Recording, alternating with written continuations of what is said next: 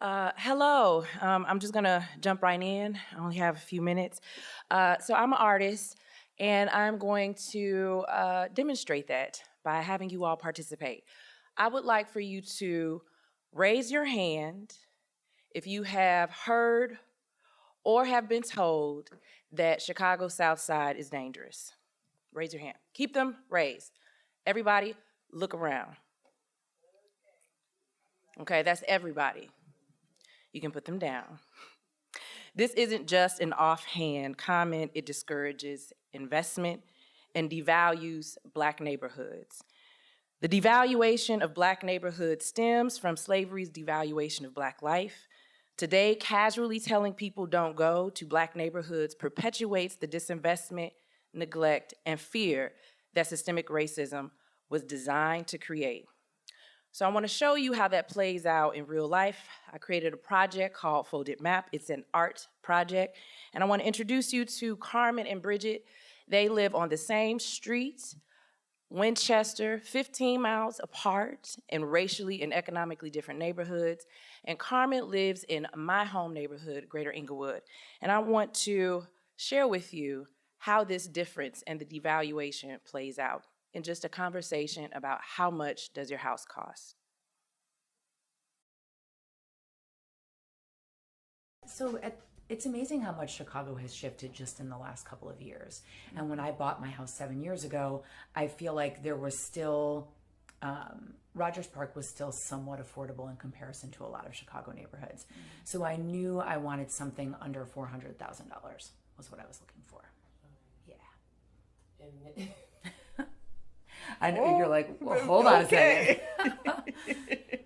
And Carmen, you said this building has been in your family, so can you talk about kind of the purchase history? Do you know how much it cost at the time?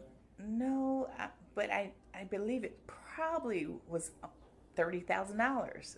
You know, but in '74 that was a lot of money, but 30,000, and I think it's probably worth a lot more than that now, but never know.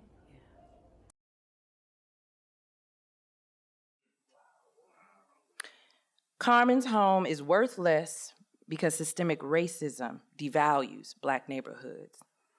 Bridget's home is worth more because systemic segregation ensured white neighborhoods thrived. This is not chance, it's racism by design. I want you to take a look at this map so I can show you how racism by design was demonstrated or appears in my home neighborhood of Greater Englewood, the poster child of everything wrong in Chicago. This map of Greater Englewood, all of the red dots on this map are all of the homes that were sold to aspiring Black homeowners on land sale contracts. Black families thought they were buying homes, but they weren't. They were charged inflated payments while legally owning nothing. This wasn't just exploitation, it was wealth theft on a massive scale, as documented in the Plunder of Black Wealth in Chicago report in 1999. The impact of all of those 600 plus aspiring Black homeowners who had money to get a down payment but were denied the opportunity to do so, the impact of that was Englewood's home ownership rate hovers around 30% to this day. 18 schools have closed in Greater Englewood, and 63rd and Halsted, which was once second to downtown, once was a thriving Black business district, is now largely abandoned. Now let's see what those homes and that loss looks like in my neighborhood today, where people in my generation grew up seeing but not understanding why. This is 7037 South Green, boarded up, vacant, 4 years. Mrs. Berta Mae Godley and Mr. Thomas Lee Chambers, they were sold this home on a land sale contract December 16th, 1965. That began the devaluation and the neglect of this home that they did not get a chance to own. Had they owned it, they would have cared for it. We know that. This is 7250 South Green. Mr. John Gardner, he was sold his home on a land sale contract December 28, 1962.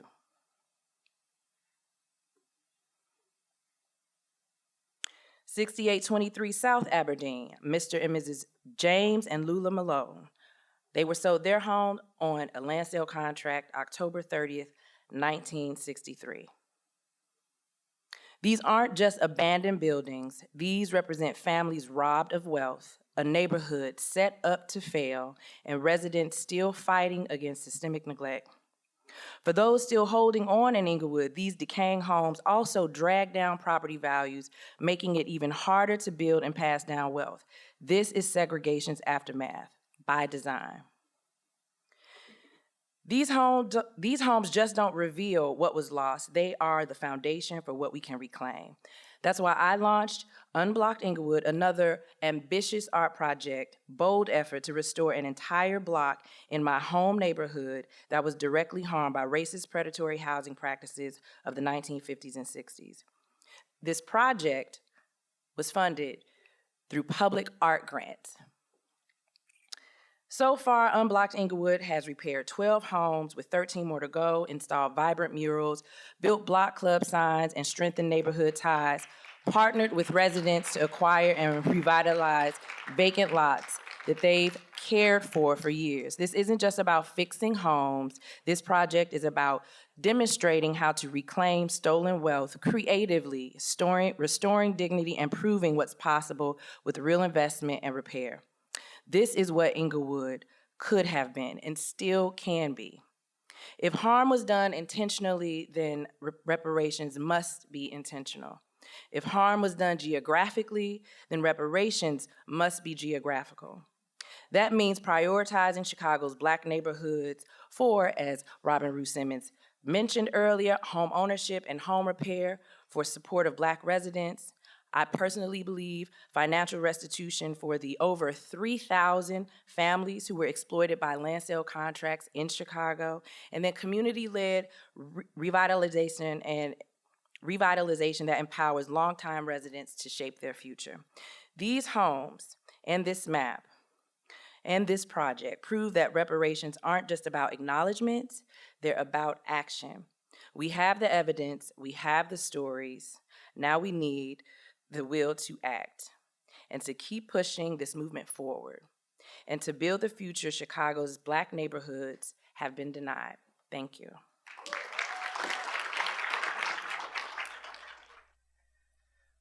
My name is ALONZO WAHEED. I'm the program director with Equity and Transformation. Equity and Transformation mission is to build social and economic equity for the Black workers that's engaged in the informal economy.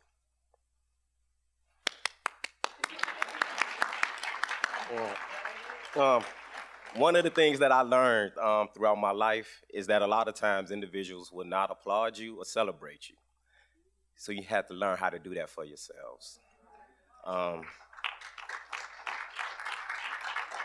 We at Equity and Transformation also understand that there's a lot of times that we as a people fight to be at everybody else's table.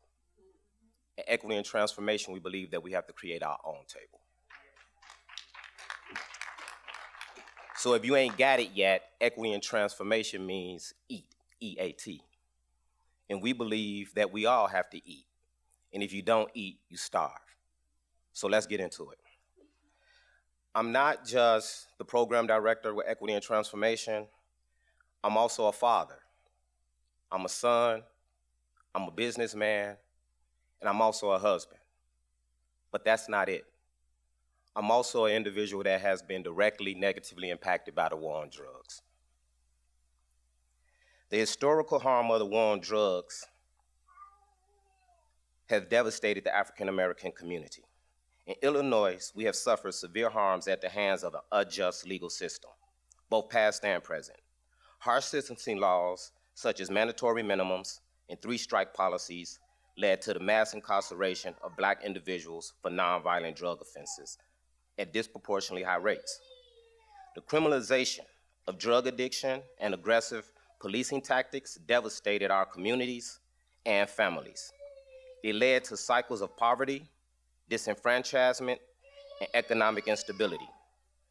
In cities like Chicago, targeted law enforcement strategies such as stop and frisk disproportionately affected Black residents, reinforcing systematic racism and limiting opportunities for advancement. Even in the present day, the effects of these policies still linger. Criminal records from past convictions continue to serve as barriers to employment, housing, and education, making it difficult for individuals to reintegrate into society. Despite efforts at legal reform, racial disparities persist in sentencing, incarceration rates, and access to justice. So, as we create our own table, we would like to offer an alternative solution, and it's called the Big Payback.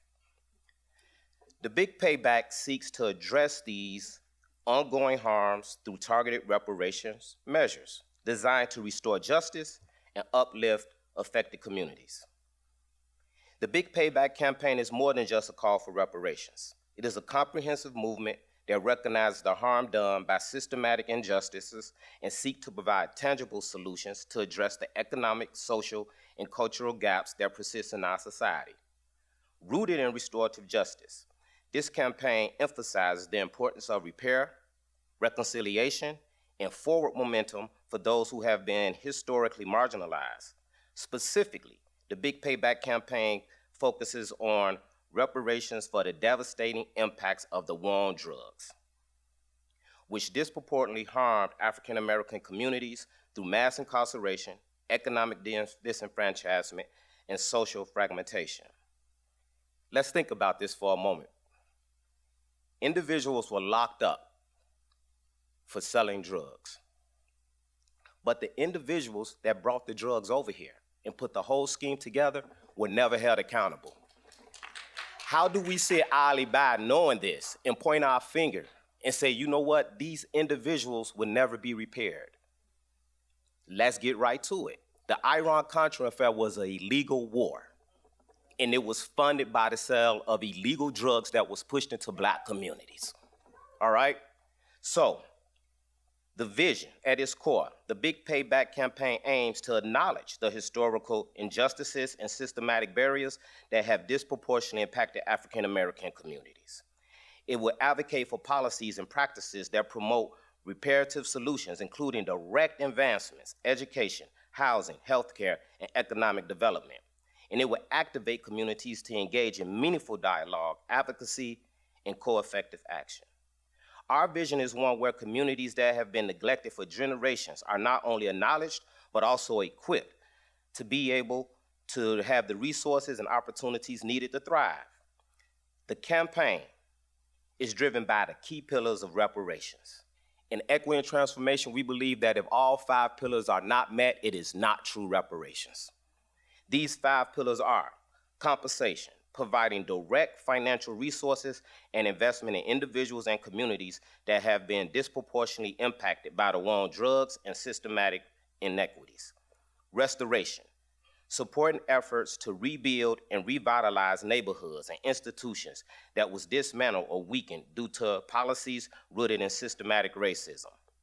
Rehabilitation, offering programs that address the physical, mental, and social health needs of those impacted by the war on drugs, including addiction treatment and trauma recovery services.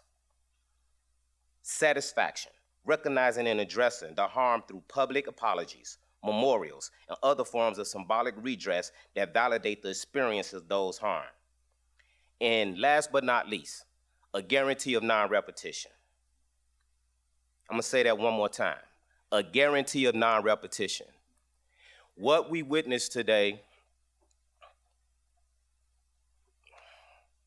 was a history of how a law could be written and then readdressed and then rewritten to still commit the same harm. And we're saying enough is enough. We want the law to say that never again will you be able to do this.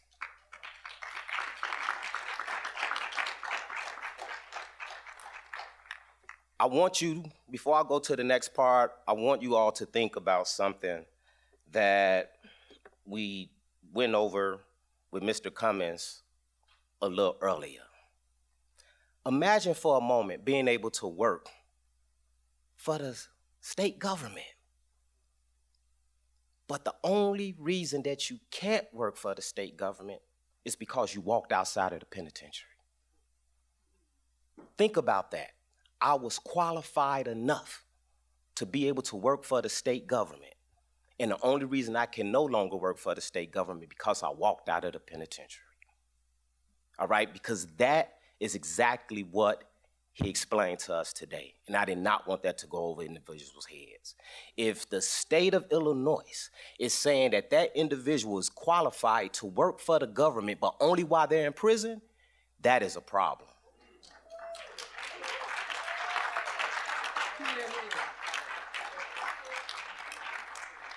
You may say, Alonzo, all of that sounds good, but why does this matter to the ADCRC? As leaders committed to advancing equity and resolving disputes, your support and partnership are crucial to the success of the Big Payback campaign. The ADCRC has a unique ability to serve as a bridge between community voices and institutional change, to leverage its influence to advocate for policies that align with the campaign's goals, and to mediate and facilitate discussions that bring diverse stakeholders together to find common ground. Together, we can build a model for restorative justice that not only addresses past wrongs, but also lays the foundation for a future rooted in fairness and opportunity. I invite the ADCRC to join us in this transformative movement, whether through endorsing the campaign, providing mediation support, or collaborating on specific initiatives. Your involvement can make a significant change. We are stronger when we work together, and your experience is invaluable as we navigate this crucial journey. The Big Payback campaign is about more than reparations. It's about reclaiming dignity, restoring hope, and rewriting the narrative for generations to come. I want you all to be able to say this part with me as I close, because it's very meaningful that, especially for us as a people. So I just ask you all to repeat this after me. It is our duty to fight for our freedom. And it is our duty to win. We must love each other and support each other. We have nothing to lose but our chains. Thank you.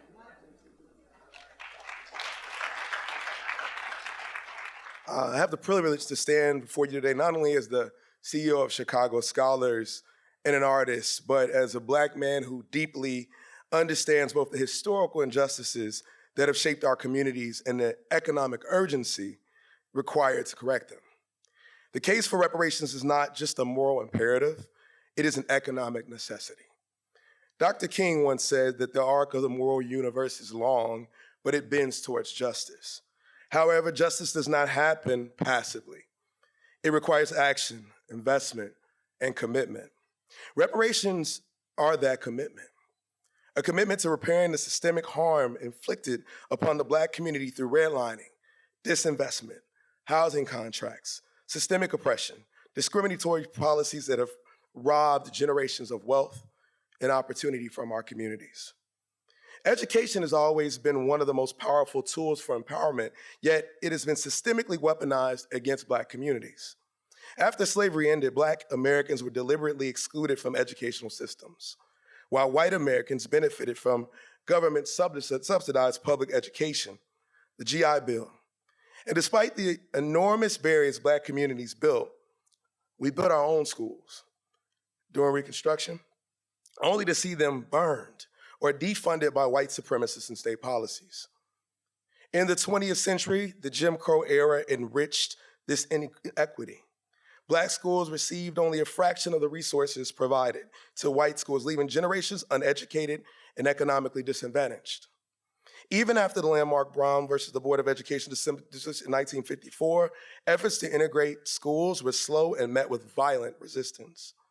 Today, the ripple effects are undeniable. Schools in predominantly Black neighborhoods still receive $23 billion in less funding annually than schools in predominantly white areas, despite serving equal numbers of students. Just in Chicago, the average commute time of a Black student is 45 minutes more than that of their white counterparts. Black students disproportionately attend schools and districts with crumbling infrastructure, outdated technology, and fewer AP classes, advanced placement, limiting access to college preparation. And even yesterday, a horde of state-sponsored individuals stood in front of the Department of Education and put chains on the door, denying access to an organization that provides essential funding for school infrastructure, teacher induction, and training. According to the U.S. Department of Education, Black students are nearly 4 times more likely than white students to be suspended, further disrupting their educational progress. This educational disinvestment has led directly to economic disparities. A report from the Federal Reserve shows that the median wealth of a Black family in the U.S. is just $24,000 compared to $188,000 for the average white family. And at the current pace of decline, Black family wealth will be negative by 2035. This gap is no accident. It is the direct result of policies that intentionally stripped Black families of the tools to build generational wealth, including equitable access to education. Education is not only about knowledge, it's the foundation of economic mobility. When educational access is denied, entire communities are locked out of opportunities. Consider these additional data points. Black college graduates carry 50% more student debt than white graduates from 4-year universities after earning their degrees, largely because of the historic inability to build generational wealth to offset costs. Just last year, many of my students waited months on end to apply for the FAFSA when the system was down. Supposed to be up Jan 1, many of our students went into the year not knowing where funding for college would come from. Black professionals with a bachelor's degree earn 20% less than white counterparts with the same qualification, perpetuating the cycle of inequality. The unemployment rate for Black Americans remains consistently twice as high as that for white Americans, even during times of economic growth. President Obama said we need to uphold laws against discrimination, but we also have to acknowledge that our institutions and our policies still perpetuate racial disparities in wealth and income, in education and skills. Reparations are a direct way to address this. This must go beyond systemic and symbolic gestures. This must focus on measurable economic empowerment through education, housing, business development, and workforce development. How can reparations change the future? At Chicago Scholars, I've worked tirelessly to counteract these disparities. We've helped over 6,000 first-generation or low-income students from Chicago access higher education and more than $700 million in merit aid.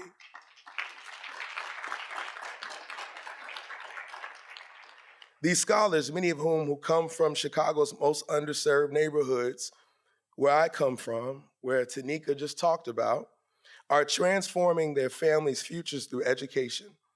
And they're creating opportunities through entrepreneurship and raising venture capital and equipping their own students, Black and brown youth, with the tools to succeed in industries where they've largely been misrepresented and historically absent. One of my students, Stephen Wilson, created something called the Unprecedented Shy, a young man from Inglewood who attends Ohio State University majoring in mechanical engineering. The Unprecedented awards 6 scholarships, $1,000 scholarships to young men from Inglewood, gives them headshots, custom suits, the whole 9. Steve is 22 years old. He's done this for the last 5 years.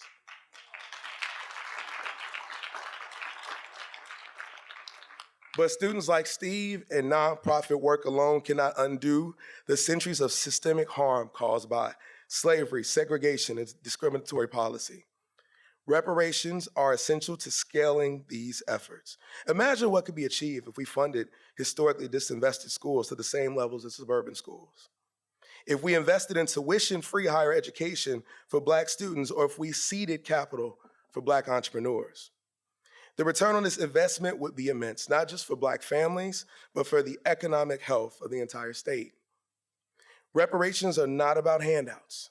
They're about restoring what was stolen and creating the conditions for equity. Black Americans built the wealth of this nation through centuries of unpaid labor. They fueled its economy through culture and innovation. Yet the return on that contribution has been systemic exclusion, and systems work just the way they're intended to. Reparations are not just a moral obligation, but a sound economic policy that will foster growth, entrepreneurship, and innovation. As leaders in Illinois, I urge you all, we have the power to set a precedent for the nation. Let us move beyond rhetoric into real, measurable action. As I close, I'll leave you with a favorite story of mine I heard Timeo Black say. There was a hummingbird in the forest who was trying to put out a fire, and the hummingbird was swimming back and forth, flying, gathering water from the local stream, trying to put out a burning forest fire. And all of the animals in the forest looked at the hummingbird and said, "What are you doing? It's useless." I know oftentimes we feel like we talk about reparations in our community, in our own community, folks tell you it's useless. But I'm like the hummingbird who looked back at all the animals of the forest and said very simply, I'm gonna do whatever I can do for as long as I can. Thank you very much. God bless you all. Greetings, everyone. And I would like to thank the commission for inviting me back. And I'm here representing the West Side NAACP, where our president is Carl Brinson. We meet every first Saturday of the month, 5820 West Chicago Avenue, Sankofa, 1 p.m. We would love to see your beautiful face in the place. My topic, infrastructure and racism. In 1966, Dr. Martin Luther King Jr. moved with his family, the entire family, to an apartment at 1550 South Hamlin in North Lawndale. Dr. King came to expose the terrible living conditions that so many on the West Side endured and continues today. Additionally, Dr. King planned to take action and schedule marches that stretched to Marquette Park and Cicero. These marches aimed to classify racism as a national problem. The apartment the civil rights leader moved into had no heat, no running water, and no electricity. The floors were dirty and the door was broken, not to mention an overpowering stench that filled the building. The eradication of these living conditions was part of Dr. King's plan for redistribution of economic and social power. However, that goal has yet to be mastered. Therefore, Dr. King's work has yet to be completed. Why must we wait? We continue to wait for infrastructure funding to be properly dispersed to all communities on the west side of Chicago to do complete renovation for some of our problems. We still have rundown buildings and people reside in on the west and south sides of Chicago because people cannot afford the high prices of rent or a mortgage, which has caused a lot of health issues, past and present, to our seniors and children. Asthma is up to the roof, bronchitis, you name it. In the past, highways coerced people out of their homes on the west side by physically cutting through existing neighborhoods, purposely targeting majority of the minority communities. Homes and businesses were demolished that forced people to relocate due to construction of large highways, which disproportionately displaced low-income residents and contributed to racial segregation. The targeted areas were neighborhoods where planners routed highways through impoverished communities consisting of Black and brown residents to get rid of the slums in the Black community. The government used the power of eminent domain to get land for highway construction with no compassion for the residents. In fact, displaced residents often face challenges trying to find appropriate housing and continued racial segregation patterns. This was discussed by one of my participants in Evanston. It was happening all over the country. Sounds familiar? This is exactly what is happening right now in California due to the wildfires. People want to rebuild their houses, and it appears to be a struggle. The daughter of a good friend who is a business owner and others are ready for the fight to rebuild what was lost in their community. In my dissertation, participants in Evanston were asked the following question: if reparations passed in the United States, what do you think that would or would not do for racism in our country? They all had great answers and all agreed that racism would never go away because racism is embedded in this country and would never let Blacks ascend to where they needed to be in life. As one participant stated, racism is a social, economic, political, and biological concept because we now have more. Unfortunately, it is not enough. We can no longer wait. We have surpassed the due date. Please, reparations now. Thank you.